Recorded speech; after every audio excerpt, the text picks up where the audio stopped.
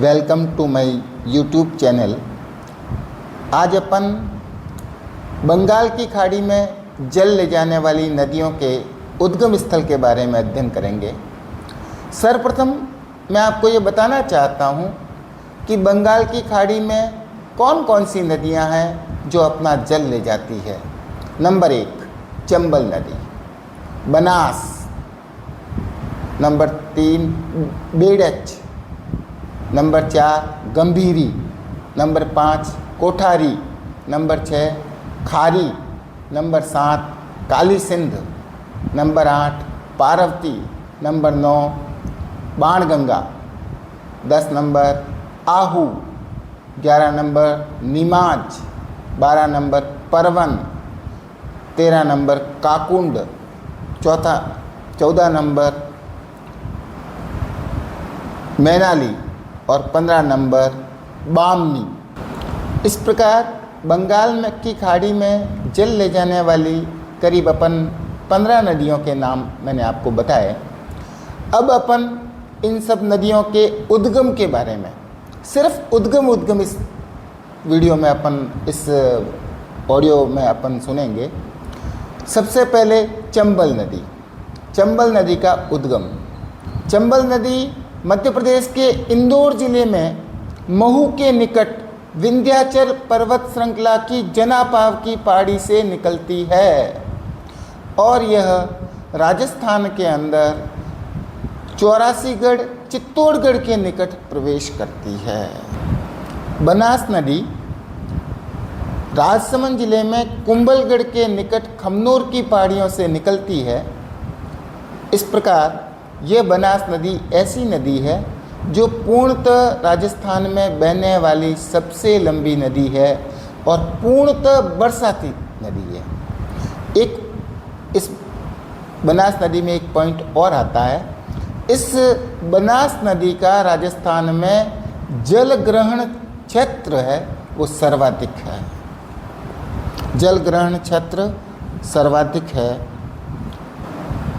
बेड़च नदी उदयपुर के उत्तर में गोगुंदा की पहाड़ियों से निकलती है और इस बेड़च नदी के बारे में एक महत्वपूर्ण पॉइंट यह है कि भीलवाड़ा जिले में मांडलगढ़ के समीप या मांडलगढ़ तहसील के अंदर बिंगोट के निकट इस बनास नदी के अंदर त्रिवेणी संगम होता है। मैं आपको त्रिवेणी संगम के अंदर बता चुका हूँ।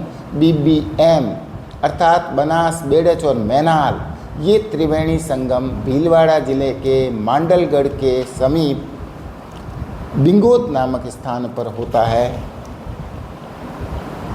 और इस नदी की एक मुख्य विशेषता यह है कि चित्तौड़गढ़ के अंदर इस नदी पर अप्पावास गांव के निकट घोसुंडा बांध बना हुआ है। बहुत महत्वपूर्ण पॉइंट है। अप्पावास के निकट घोसुंडी बांध।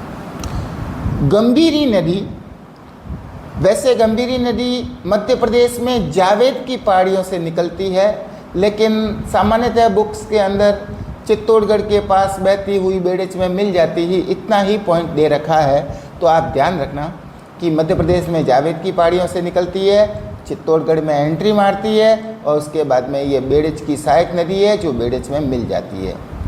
दोस्तों एक बात और कहना चाहता हूँ। गंभीर नदी तो जावेद की पहाड़ियों से निकलकर चित्तौड़गढ़ में बहती हुई बेड़च में मिलती है, अर्थात बेड़च की सहायक नदी है। जबकि एक नदी है गंभीर जिसका उद्गम करौली तहसील के अंदर होता है और यह नदी करौली तहसील के अंदर करौली की पहाड़ियों से निकलती है और करौली, सवाई माधोपुर और भरतपुर के अंदर बहने के बाद यह यमुना में मिलती है। थोड़ा ध्यान रहे, बहुत महत्वपूर्ण पॉइंट है इसके अंदर। गंभीर अलग नदी है जबकि गंभीरी नदी अलग है। गंभीरी नदी बेड़च की सहायक नदी है, ध्यान रहे। कोठारी नदी राजसमंद जिले में दिवेर नामक स्थान से निकलती है और राजसमंद तथा भीलवाड़ा में बहने के बाद भीलवाड़ा के अंदर नंदराय के निकट ये बनास में मिल जाती है। इस प्रकार कोठारी बनास की सहायक नदी है। और एक बात और है, इस कोठारी नदी पर भीलवाड़ा जिले में मांडलगढ़ से 8 किलोमीटर की दूरी पर मेजा बांध बना हुआ है। बहुत महत्वपूर्ण पॉइंट है। मेजा बांध कहाँ बना हुआ है? मेजा बांध कोठारी नदी पर बना हुआ है। खारी नदी, खारी नदी राजसमंद जिले में देवगढ़ के निकट, राजसमंद की देवगढ़ तहसील, उसके अंदर बिजराल गांव की पहाड़ियों से निकलती है। महत्वपूर्ण पॉइंट यही है, राजसमंद के अंदर बिजराल गांव की पहाड़ियों से निकलती है और यह मानसी इसकी सहायक नदी है। खारी, मानसी, ये सब मानसी की सहायक नदी है खारी। काली सिंध नदी, काली सिंध नदी का उद्गम मध्य प्रदेश में देवास के पास बागली गांव की पहाड़ियों से निकलती है। ध्यान रहे, बहुत महत्वपूर्ण नदी है। और यह नदी राजस्थान के झालावाड़ जिले में रायपुर के निकट बिंदा गांव में प्रवेश करती है।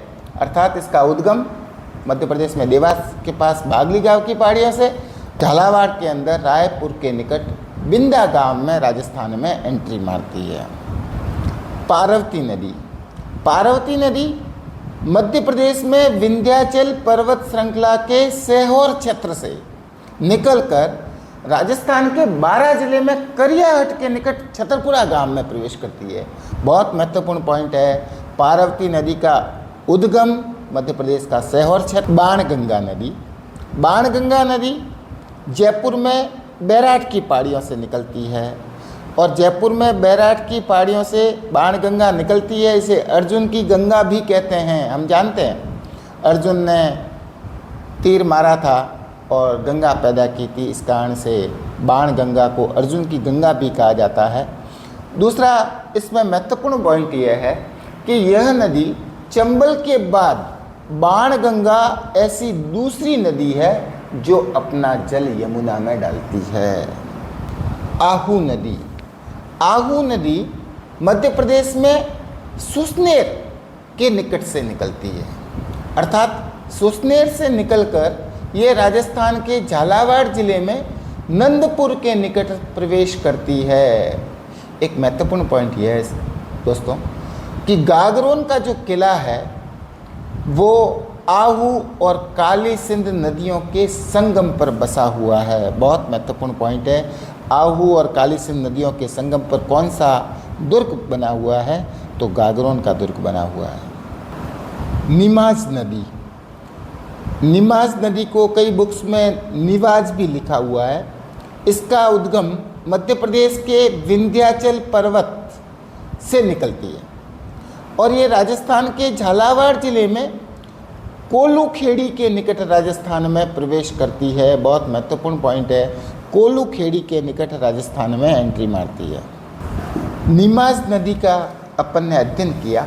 निमाज नाम आते ही मेरे दिमाग में निमाज हत्याकांड, निमाज हत्याकांड या निमेज हत्याकांड बिहार के आरा जिले की बात है, जहाँ पर मोतीचंद, माणकचंद और जयचंद, इन तीनों ने मिलकर के महंत भगवान दास की हत्या कर दी थी।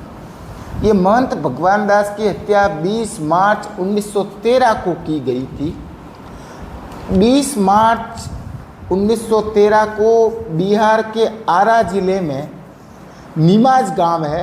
इस निमाज गांव के अंदर धन लूटने हेतु जैन उपासरे के महंत भगवान दास की हत्या मोतीचंद, माणकचंद और जयचंद ने मिलकर के की थी। इस हत्याकांड को निमाज हत्याकांड के नाम से जाना जाता है। ध्यान रहे दोस्तों, बहुत महत्वपूर्ण पॉइंट है निमाज हत्याकांड।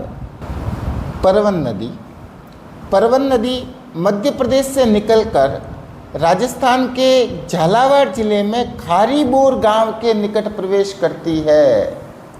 राजस्थान के झालावाड़ जिले में खारीबोर गांव के निकट प्रवेश करती है। दोस्तों, परवन नदी के अंदर एक महत्वपूर्ण प्रश्न पूछा जाता है, परवन नदी किस अभयारण्य के पास स्थित है? तो प्रश्न पूछा जाता है, 12 जिले में शेरगढ़ अभयारण्य परवन नदी के पास स्थित है या परवन नदी के किनारे स्थित है। एक महत्वपूर्ण पॉइंट और भी है कि शेरगढ़ अभयारण्य सांपों की शरण स्थली के रूप में प्रसिद्ध है।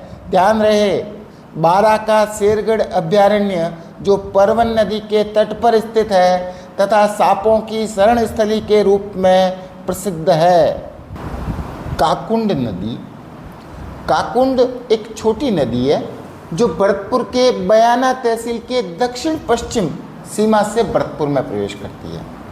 मुख्य बात दोस्तों यह है कि काकुंड नदी पर भरतपुर में बारेठा बांध बना हुआ है, बहुत ही महत्वपूर्ण बात है।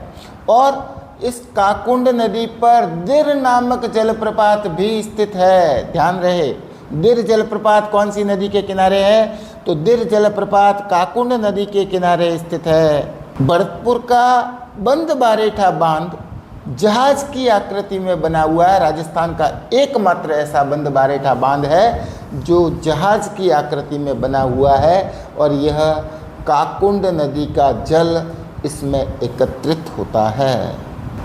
मैनाली नदी या मैनाल नदी, यह भीलवाड़ा ज़िले में मांडलगढ़ की पहाड़ियों से निकलती है। बस एक ही पॉइंट है कि मैनाली नदी भीलवाड़ा ज़िले के मांडलगढ़ की पहाड़ियों से निकलती है। और अपन त्रिवेणी संगम में भी पढ़ चुके हैं, भीलवाड़ा ज़िले में बिंगोद के निकट BBM अर्थात बनास, बेड़च और मैनाल नदियों का त्रिवेणी संगम होता है। यह त्रिवेणी संगम भी बहुत महत्वपूर्ण है। बहुत ही स्थानीय भाषा में त्रिवेणी संगम कहते हैं। बिंगोद नामक स्थान है, BBM ध्यान रहे।